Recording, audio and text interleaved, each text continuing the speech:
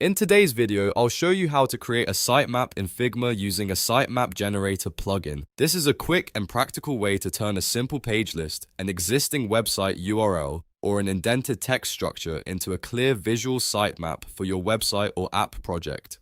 It's especially useful for UX designers, product teams, Vermina teams, developers, and anyone planning the structure of a digital experience. If this tutorial helps you, make sure to like the video and subscribe for more Figma tips, design tutorials, and productivity workflows. Let's get started.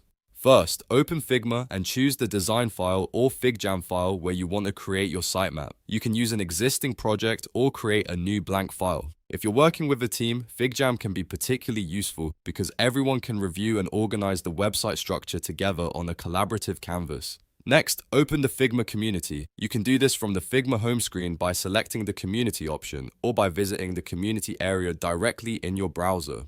In the search bar, search for a plugin such as Visual Sitemap Generator. You may see several sitemap-related plugins, so review the available options and choose one that supports generating a sitemap from text or a website URL. Check the plugin description, ratings, and recent updates before installing it. Once you've found the plugin you want to use, click Install. Figma may ask you to confirm the installation or sign in if you're using the community in a browser.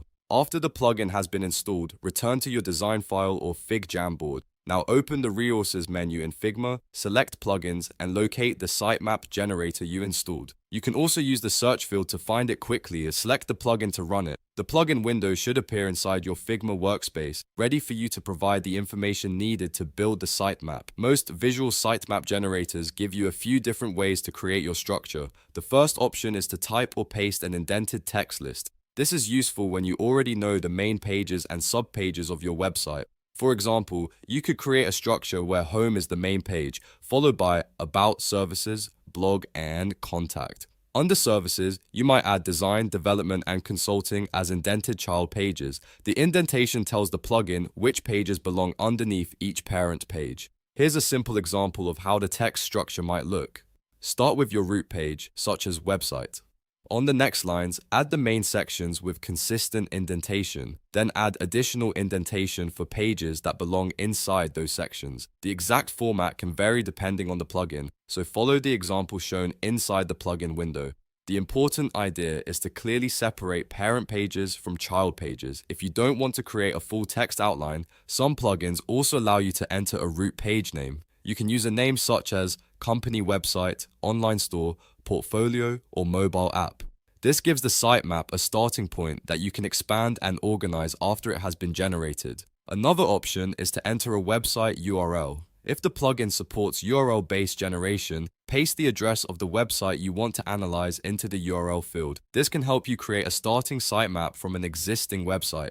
Keep in mind that the result may depend on the site's structure, accessibility, and the plugin's ability to scan its pages. You may still need to review the generated sitemap and make manual adjustments afterward. Once you have entered your indented text list, root page name, or website URL, review the information carefully. Check that the page names are spelled correctly, the indentation is consistent, and the URL is complete if you're using one. A small formatting issue can cause pages to appear at the wrong level in the sitemap, so it's worth checking the input before generating anything. When everything looks correct, click Generate Sitemap. The plugin will process your input and create a visual sitemap directly in your Figma design or FigJam file. Depending on the plugin, the sitemap may appear as connected boxes, a flowchart style diagram, or an organized hierarchy of pages. After the sitemap is generated, take a moment to review the layout. Check whether the root page is at the top, whether the main navigation sections are grouped correctly, and whether the child pages are connected to the right parent pages.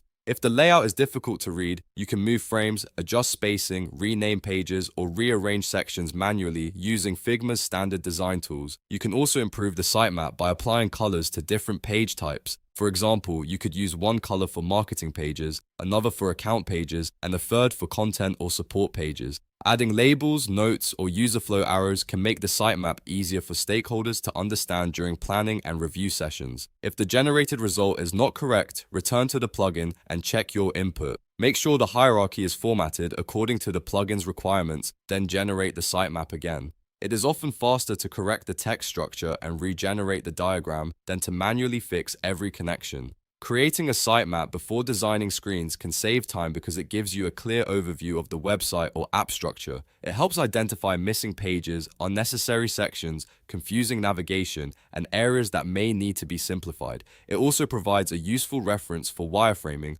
prototyping, content planning, and development. And that's how to create a sitemap in Figma. Open the Figma community, install a plugin such as Visual Sitemap Generator, run it from your design or FigJam file, enter an indented page list, a root page name, or a website URL, and then click Generate Sitemap. The plugin will create a visual structure that you can edit, organize, and share with your team. If this video helped you create your sitemap, don't forget to like the video, subscribe to the channel, and turn on notifications for more Figma tutorials and design workflow tips. Thanks for watching, and I'll see you in the next video.